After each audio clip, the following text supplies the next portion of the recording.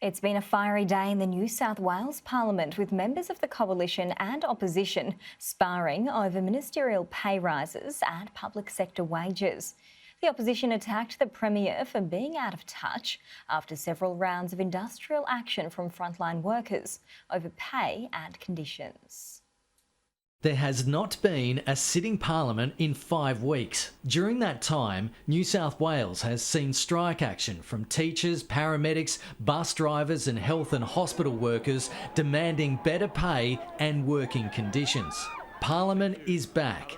And in a tense question time, the opposition attacked the government over ministerial pay rises. This year, you chose to hand out $750,000 a year of taxpayer money to 32 government MPs who received up to 85 grand on top of their existing salaries. Mr. Speaker, my question to the Premier is, why is it one rule for members of your government and another rule for everybody else? The Premier attacked Chris Minns for his own pay increase after his promotion to Labor leader. $140,000 for stabbing Jody in the back. The state government has told workers to wait until the June budget, when it will address public sector wages, currently restricted to an annual increase cap of 2.5%.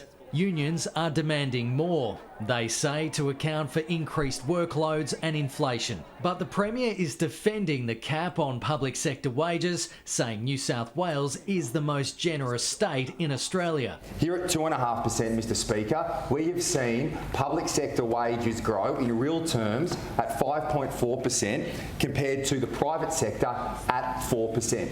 It's likely to anger the unions and may fuel further industrial action. The government hit back at Labor after last week's siding with the government by not supporting nurse-to-patient ratios while supporting strike action. The hypocrisy that comes out of them.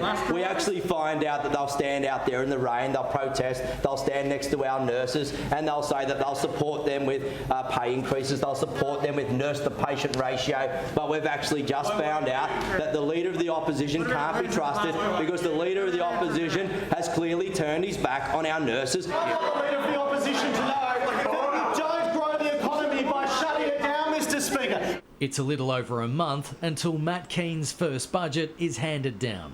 Kenny Heatley, Sky News, Sydney.